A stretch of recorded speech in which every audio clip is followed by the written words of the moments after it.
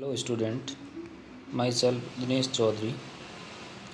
तो आज हम डिस्कस करेंगे सॉफ्ट सिंकिंग के पार्ट 2 में, जो कि अपना है माइंड डेवलपमेंट का। माइंड डेवलपमेंट सब्जेक्ट के अंदर आता है। तो चलिए शुरू करते हैं। तो आज हम स्टडी करेंगे सॉफ्ट सेंटरिंग डिवाइसेस की, widening and deepening of soft की। मीन्स वाइडनिंग क्या होता है एंड देन डीपनिंग, उसको और डीप कैसे करते हैं। Then shaft boring, staple shaft क्या होती है एंड सॉफ्ट बोरिंग मशीन क्या होती है।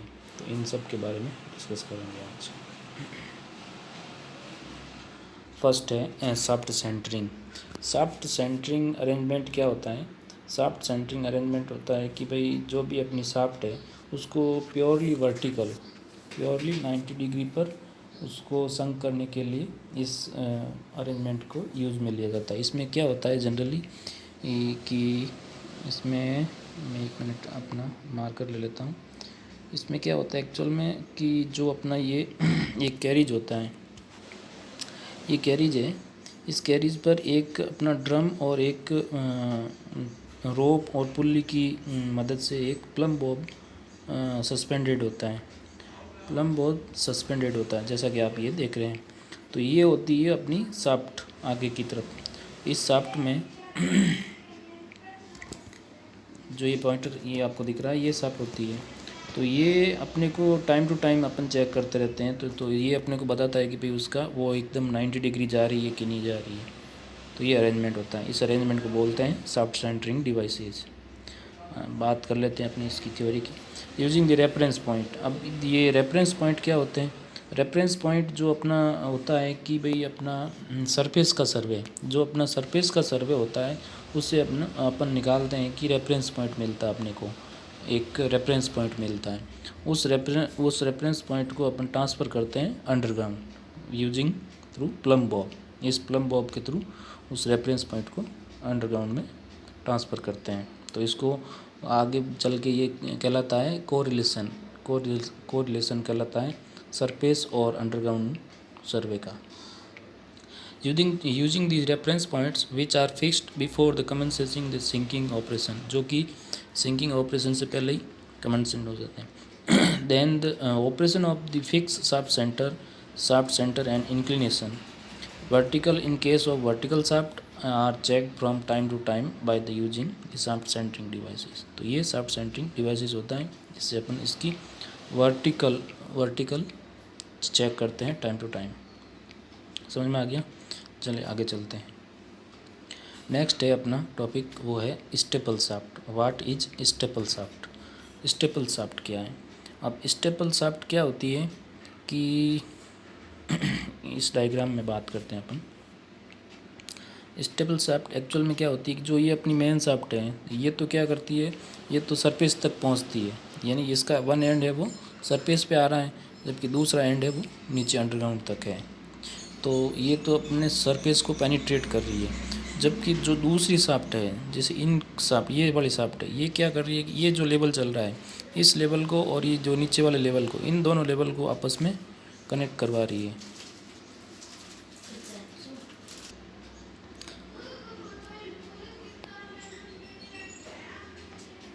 जैसे कि ये मैंने बताया आपको, अपर लेवल और लोअर लेवल को आपस में कनेक्ट करती है। तो इससे ही अपन क्या बोलते हैं, स्टेपल शाफ्ट बोलते हैं। आगे अभी अपन चेक कर लेंगे इसकी डेफिनेशन क्या है।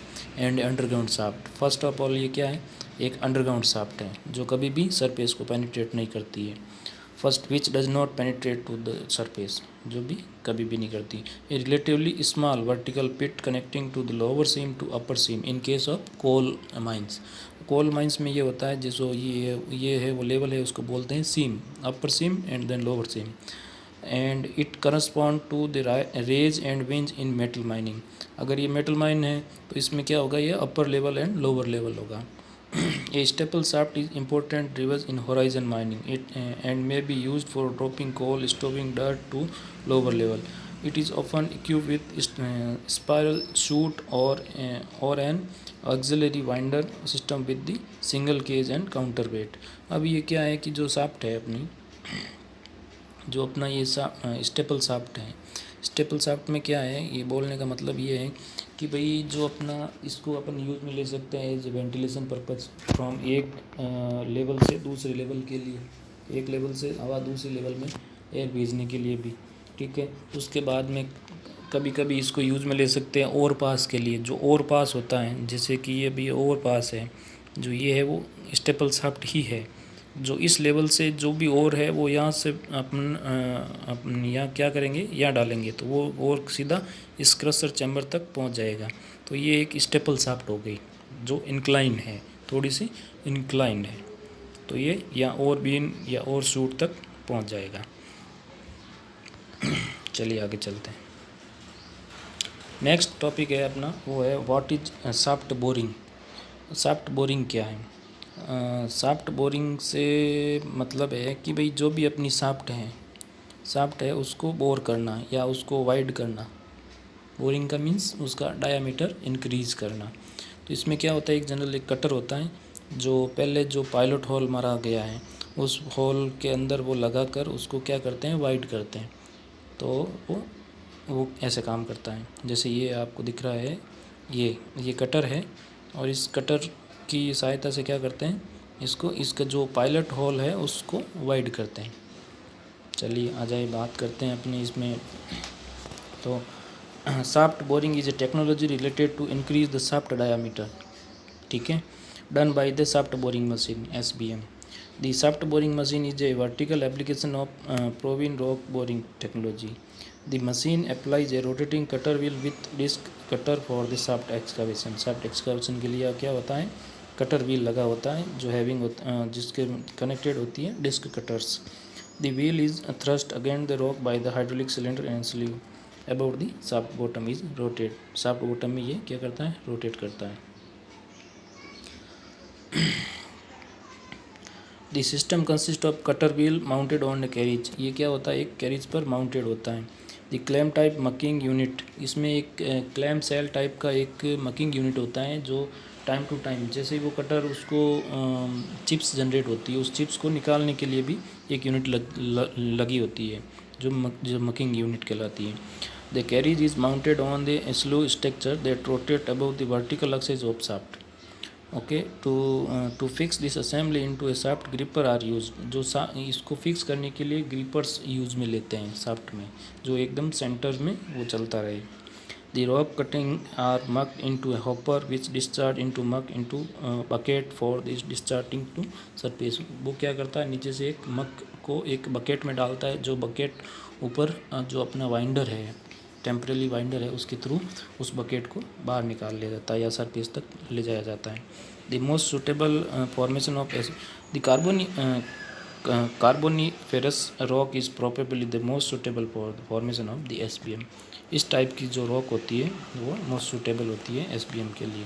The strata which give large amount of water must be sealed off by the grout before the SBM begins boring.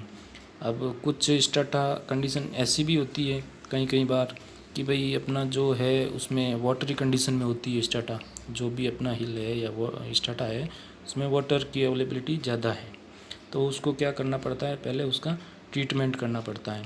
Treatment means उस वाटर को रोक के रखना पड़ता है ताकि वो अपना SBM है वो अपना काम इफेक्टली और प्रॉपरली काम कर सके। ये जो डायग्राम दिख रहा है ये आपका है शाफ्ट बोरिंग मशीन। इसमें ये जो भी है, ये देखो, ये जो यूनिट है इसको अपन बोलते हैं मकिंग यूनिट, जिसको बोलते हैं क्लैम सेल बकेट। इसकी मदद से अपन मक को हटाते हैं, जो है scraper sorry. Then carriage assembly, ये है वो कैरिज असेंबली है।